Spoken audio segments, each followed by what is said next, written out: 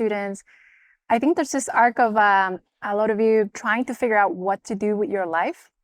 And through most of your life, you've been conditioned to kind of just pass test, study for the exam, do the homework. And it's sort of like all these very constrained boxes that you have to check. And then you treat startups or your next job sort of like another test or exam that a lot of the rules are predetermined and you just have to go check the boxes. But that's the complete wrong mental model for it.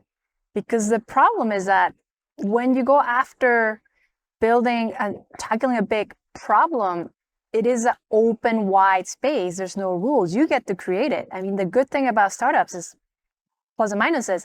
You have agency to design what you're going to go after, set your goals, instead of like some authority figure to like, oh, you need to do this and that. And we get asked questions like, oh, what should I look like in order to raise money? That is such a student question.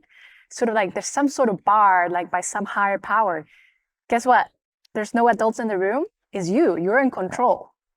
And you get to design those rules and you can go as fast as possible. You don't have to have like, oh, we have to do this and this and check the marks and get there. It's really, you design it. You're in control. I think there are two very dangerous forms of like credentialism that you create for yourself that we see that actually like we really like to warn you guys about.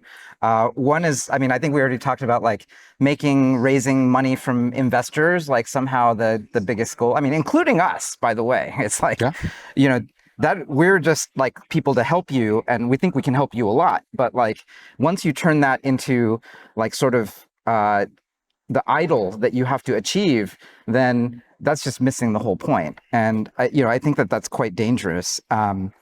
The other thing that we're kind of concerned about is there are like entrepreneurship programs at some of your campuses. Some of them might take you to wild, exotic places